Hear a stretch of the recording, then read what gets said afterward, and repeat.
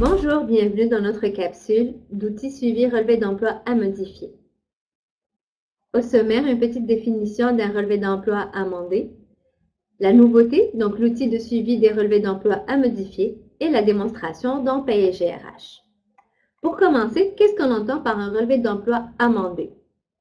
Selon les normes de Service Canada, si vous avez déjà émis un relevé d'emploi pour un employé et que cet employé n'est pas revenu au travail depuis ce relevé d'emploi, vous devrez déclarer les sommes que vous lui devez sur un relevé d'emploi modifié et non un nouveau relevé d'emploi. Par exemple, une employée pour laquelle j'aurais émis un relevé d'emploi suite à son départ en congé maternité, mais à qui je dois verser des montants en retard, comme de la rémunération ou des sommes dues, telles que le remboursement de banque par exemple, mais qui doivent être déclarées pour la période couverte par le relevé d'emploi d'origine. Dans ce cas-là, je vais émettre un relevé d'emploi amendé et non pas émettre un nouveau relevé d'emploi. Par contre, si je dois verser des sommes pour des nouveaux gains pour des périodes différentes que celles du relevé d'emploi d'origine, dans ce cas-là, il faudra suivre la procédure de génération d'un nouveau relevé d'emploi. Pour vous aider justement dans Paye GRH, nous avons développé un outil pour vous faciliter le suivi des relevés d'emploi qui sont prêts à être modifiés. Cet outil va être accessible à partir du menu Production, Relevé d'emploi et Suivi relevé d'emploi à modifier. Donc, nous allons voir son fonctionnement dans Paye GRH. Avant de commencer, assurez-vous que votre profil de sécurité vous permet d'accéder à la section de suivi des relevés d'emploi à modifier. Pour ce faire, on va sous le menu Outils, Sécurité, Profil Application. On tape le code du profil. On va à la section Production.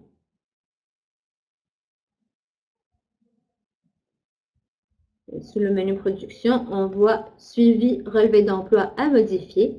On s'assure que les paramètres sont tous cochés, donc selon mon profil. Et donc, on s'attend à avoir coché Autorisation ainsi que Modification pour qu'on puisse faire des changements dans cette section. Une fois que c'est fait, on enregistre avec la disquette ici en haut à gauche et sinon avec CTRL-S de mon clavier. Lorsque c'est fait, on ferme les fenêtres, on s'assure de quitter l'application Paye GRH et nous reconnecter à nouveau pour que les changements soient effectifs. Autrement, ce sera effectif uniquement à votre prochaine connexion. Alors, pour aller dans l'outil proprement dit, donc on a dit en dessous du menu Production, Relevé d'emploi, Suivi relevé d'emploi à modifier. Alors, ma fenêtre se compose de deux sections. Il se peut que vous trouviez une seule section. Dans ce cas-là, il va falloir aller chercher vos boutons de fractionnement pour ajouter la deuxième section.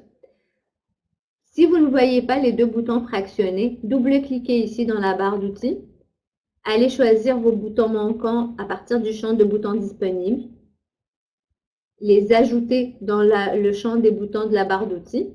On ferme la fenêtre de personnalisation et là, vous voyez, vous pouvez cliquer sur le fractionnement et hop, voilà, vous pouvez aller chercher avec la petite flèche, avec le petit triangle, pardon, donc la section paiement.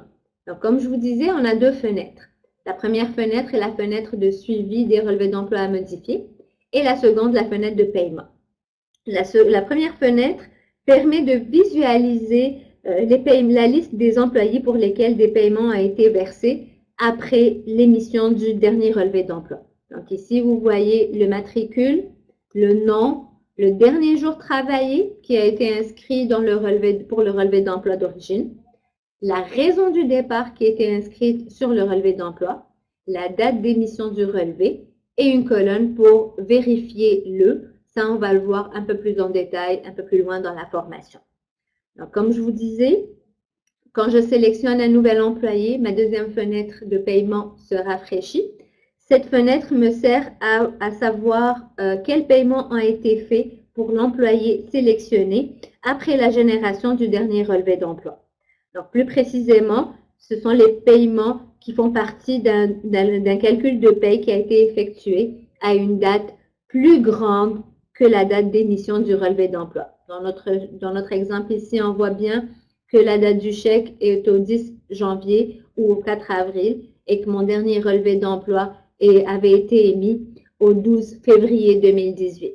Donc, c'est bien important de savoir que ces paiements ont été effectués après que le relevé d'emploi a été émis. C'est pour ça que les informations se trouvent dans cette fenêtre. La fenêtre de paiement nous indique la date du chèque, le code du paiement qui a été utilisé, la description du code de paiement utilisé, le montant versé, ainsi que sa répartition pour l'assurance emploi. Alors, il se peut qu'à votre premier accès à cette section, vous trouviez une longue liste de relevés d'emploi prêts à être modifiés. Si vous regardez ici en bas, vous allez voir le nombre exact de lignes en attente pour le suivi des relevés d'emploi qui sont prêts à être modifiés. Donc, si je fais un tri, mettons décroissant, je vais voir en bas, vous voyez ma date la plus ancienne est une date en septembre 2016. Dans cette situation, à vous comme organisation de décider comment vous voulez fonctionner. Est-ce que vous voulez passer au travers de toute la liste? Et dans ce cas-là, vous avez juste à traiter les relevés d'emploi selon la procédure qu'on va voir dans quelques instants. Ou alors, vous décidez de faire un ménage et dans ce cas-là, vous allez pouvoir, éventuellement, vous pouvez donner une date butoir à partir de laquelle vous allez commencer à traiter les relevés d'emploi et tous les relevés d'emploi aux dates antérieures ne seront pas traités. Je donne un exemple. Si on décide comme organisation de dire que tous les relevés, je ne traite que les relevés d'emploi qui sont dans mon année budgétaire en cours. Tout ce qui est antérieur à mon année budgétaire en cours ne sera pas traité. Je vais les éliminer de mon suivi. C'est une possibilité. À vous de voir qu'est-ce qui vous convient le mieux en tant qu'organisation. Dans ce cas-là, si je décide d'avoir une date butoir, pour vous faciliter le travail et réduire les risques d'erreur, je peux vous suggérer d'utiliser un filtre. Ici, vous pouvez utiliser l'icône filtrée. Vous allez rentrer la date du relevé, si c'est celle-ci qu'on va fonctionner avec, inférieure à, si je garde mon exemple, on va dire au 1er juillet 2019. Voilà. Donc là, je demande au système de me garder uniquement les dates qui sont antérieures au 1er juillet 2019. Donc, tout ce qui est avant le 1er juillet 2019, qui est ma date butoir, je vais les éliminer de ma liste de suivi. Pour ce faire, dans ce cas, je n'ai juste à rentrer une date de suivi dans ma colonne « Vérifiez-le ». Ce qu'il faut comprendre, c'est que du moment que je rentre une date dans le champ « Vérifiez-le », le système comprend que je veux éliminer ce matricule de ma liste de suivi. Ça ne veut pas dire que je vais traiter le relevé d'emploi, ça veut uniquement dire que je veux l'éliminer, donc je ne le traiterai pas et je ne veux plus qu'il apparaisse dans ma liste de suivi. Donc, du moment que j'ai rentré cette date et que j'ai sauvegardé, ici pour mon employé 14575, si j'actualise, et voilà, mon matricule a disparu. Je ne le verrai plus dans ma liste de suivi. Donc ça, vous allez faire la même chose pour toutes vos listes, pour tous les employés, les matricules dont vous ne voulez pas traiter le relevé d'emploi amendé. Maintenant, si vous souhaitez, par exemple, revoir la liste pour une raison, pour des vérifications, pour savoir quelle date a été mise, etc., il est possible de retrouver les dates qui ont été inscrites dans le champ « Vérifiez-le ». On va avec le bouton « Options », on clique, on va cocher la case « Utiliser la date d'émission du relevé d'emploi ». On va dire « OK ». Et voilà, les relevés d'emploi avec une date de vérification réapparaissent dans la section de suivi des relevés d'emploi à modifier. Si dans ce cas-là, je peux faire des corrections éventuellement selon le besoin. Et toujours, si je veux donc retourner à mon état normal, donc retirer les employés avec une date de vérification, je vais recliquer encore sur mon bouton Options. Je vais décocher ma case et cliquer sur OK. Et voilà, donc ma liste s'est épurée des employés qui ont une date de vérification. Donc, je vais juste retirer le filtre. On va considérer que le ménage des dossiers a été fait. Et donc là, on peut commencer la production des relevés d'emploi amendés proprement dit. Donc, à partir du menu principal, on va sélectionner d'abord nos employés. Si je sélectionne mon employé, je vais cliquer sur Action, accéder à l'historique RE. Et voilà, ma fenêtre de génération du relevé d'emploi est ouverte. Alors, ici, je vais ouvrir une parenthèse. Vous voyez, mon information s'est générée avec mon numéro de série. Si jamais, on va fermer les fenêtres et on va recommencer avec un autre employé. On retourne, donc Action, j'ai choisi mon second employé, on va juste enlever ici, on va sélectionner mon employé 11666. Cet employé-là, si je fais accéder, donc Action, accéder à l'historique RE, vous voyez, la fenêtre de génération ne s'ouvre pas. Et si vous remarquez, c'est parce que le numéro de série n'est pas inscrit. C'est que dans l'étape de récupération du numéro de série n'a pas été complétée et donc le système automatiquement va bloquer l'assistant de génération du relevé d'emploi amendé et ne va pas le générer. Donc, c'est bien important. Pour que mon assistant de génération fonctionne, mon numéro de série doit être inscrit ici dans mon historique des relevés d'emploi. Autrement, ça ne fonctionnera pas. Le système ne va pas générer de relevé d'emploi amendé sous cette forme pour cet employé-là. Donc, je vais refermer la fenêtre et on va retourner à notre employé que lui avait les numéros de série. Donc, on retourne. Action, accéder à l'historique. L'autre façon de le faire, c'est par le bouton droit de la souris. Clic droit, Action, accéder à l'historique RE. Et voilà, vous voyez, du moment que j'ai un numéro de série, ce numéro a été rapporté dans ma génération, dans ma fenêtre de génération de relevé d'emploi. Et également le matricule, la date de fin de couverture. Comme vous voyez, ça correspond à ma date du dernier jour travaillé. Les autres colonnes, vous devriez être familier avec. C'est vraiment les mêmes que votre fenêtre de génération du relevé d'emploi original. Donc, c'est des colonnes facultatives. Ce sont des champs facultatifs. Le champ qui va nous intéresser ici, c'est vraiment le champ du haut pour le relevé d'emploi modifié. Puisque dans ce cas-là, le système nous demande de rentrer les dates pour lesquelles on va rentrer les relevés d'emploi. On va rentrer les dates qui vont couvrir la date de chèque qui est indiquée dans ma fenêtre de paiement. Donc, si je regarde ici, ma fenêtre de paiement m'indique que les paiements ont été faits entre le 9 août 2018 et le 6 septembre 2018. Donc, si je recommence, on va réouvrir, donc bouton droit, Action.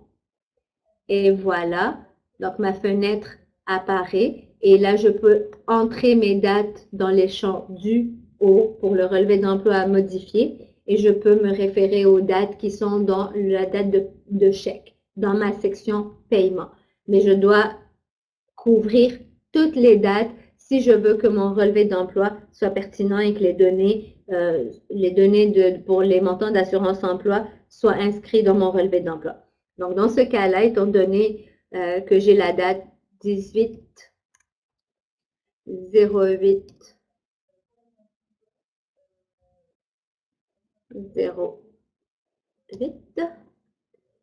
et on va aller couvrir la deuxième date qui est 18/09. On va aller une journée plus tard, 07. Lorsque c'est fait, vous voyez le nom du signataire et autres contacts, les informations ont été reconduites. Si ce n'est pas le cas, c'est des champs éditables. Vous pouvez modifier l'information. En cliquant sur la plaquette Démarrer, on va amorcer le processus de génération du relevé d'emploi. À partir de cette étape, c'est vraiment le fonctionnement identique au mécanisme de production d'un relevé d'emploi original. Donc, on peut demander nos rapports sommaires, listes de contrôle, etc. qui vont être produites. Donc là, on va les intégrer. On clique sur Démarrer.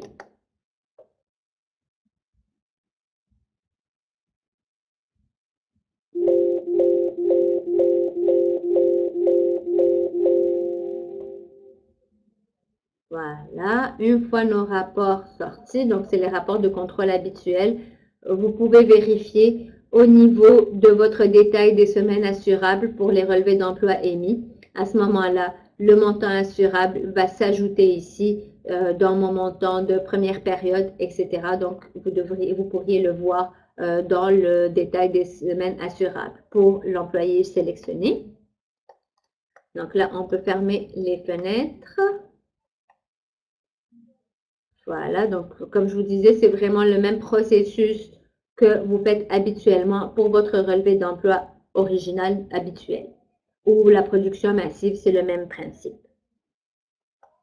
Alors, si je ferme cette fenêtre, vous allez voir que j'ai une nouvelle ligne pour ma date du relevé en date du jour avec un nouveau statut généré, mais pas de numéro de série. Vous comprenez qu'on va continuer les étapes de génération pour le relevé d'emploi, mais jusqu'ici, ce que ça fait, c'est que le système considère que j'ai préparé mon relevé d'emploi déjà, que j'ai généré mon relevé d'emploi. Et donc, si vous voyez, pour mon employé 14802, quand je vais fermer, si je réactualise, voilà, mon 14802 a disparu de ma liste de suivi. Donc, le système, même si je n'ai pas encore le fichier, donc le numéro de série, le fichier BLK pour l'impression, etc., même si ces étapes ne sont pas complétées, du moment que je suis passée par l'assistant de génération du relevé d'emploi modifié, automatiquement, le système considère qu'il a été traité et donc le retire de votre liste de suivi. Donc, ceci étant dit, on peut compléter l'étape suivante et on passe à l'étape d'impression. Donc ça, c'est la même procédure qu'habituelle sous le menu production, relevé d'emploi, impression. Et là, évidemment, vous avez deux formats d'impression, en mode ébauche ou final. Rappelez-vous que le mode ébauche est un mode éditable sur le site de Service Canada. Et il sera, si vous ne le traitez pas, vous ne le transmettez pas sur le site REweb de Service Canada, il va être détruit. Selon les délais de Service Canada, vous pourrez vérifier sur leur site quels sont les délais de destruction et il ne sera pas transmis. Donc, c'est vraiment pas un relevé d'emploi officiel. Donc, du moment que je choisis ébauche, je vais devoir l'éditer sur le site REweb de Service Canada et je vais devoir le transmettre en mode final sur le site de Service Canada. Autrement, il va être détruit et non transmis. Donc, si j'utilise le mode final, ça va me créer mon fichier BLK qui est mon fichier aussi qui va être transmis sur le site de Service Canada. Il va aller se télécharger dans votre répertoire habituel que vous utilisez habituellement pour vos relevés d'emploi. Donc, pas de changement de ce côté-ci. Votre fichier BLK, une fois téléchargé, peut être fait pour un matricule en particulier en indiquant le nom. Ou si vous préférez, vous pouvez choisir pour tous les matricules. Dans ce cas-là, si vous en aviez fait plusieurs, vous auriez un fichier avec plusieurs matricules inclus à l'intérieur. Donc, une fois que j'ai complété mes informations, je peux cliquer sur démarrer. Dans mon cas, je n'ai pas vraiment de relevé d'emploi à produire, donc c'est vraiment pour les fins de formation. Cette étape, on va considérer qu'elle a été faite, que mon fichier BLK était prêt dans mon dossier de téléchargement. Avec ce fichier BLK, je vais aller sur le site de Service Canada, donc site REweb pour Service Canada, comme vous le faites habituellement. Vous allez transmettre le relevé d'emploi sur le site de Service Canada. Une fois que ce relevé d'emploi a été transmis, donc mon fichier BLK a été transmis, on va passer à l'étape d'importation de mon fichier XML qui va me permettre de récupérer les numéros de série de mes relevés d'emploi que j'ai traités.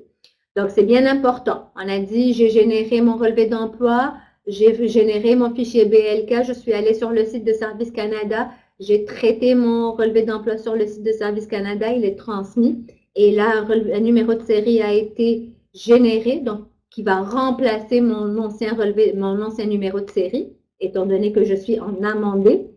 Donc, le nouveau numéro de série, il faudrait que je le récupère, comme pour mon relevé d'emploi original. Et c'est de la même façon. Une fois que vous avez récupéré, importé votre fichier XML à partir du site de Service Canada, vous allez retourner dans Production, Relevé d'emploi, Récupération. Et là, c'est vraiment la même procédure qu'habituellement. Vous allez compléter vos informations si vous avez des filtres par employé que vous utilisez habituellement selon vos utilisations, vos usages internes de traitement, d'impression, etc. Vous allez pouvoir compléter cette section, récupérer votre numéro de série et dans ce cas-là, l'étape, donc le processus est complété. Donc, voilà ce qui complète notre présentation d'aujourd'hui. Si vous avez des questions, si vous avez besoin de plus de renseignements ou d'informations, n'hésitez pas à contacter notre équipe de soutien via notre espace client à espaceclient.grix.ca. Je vous remercie, je vous souhaite une belle journée. Au revoir.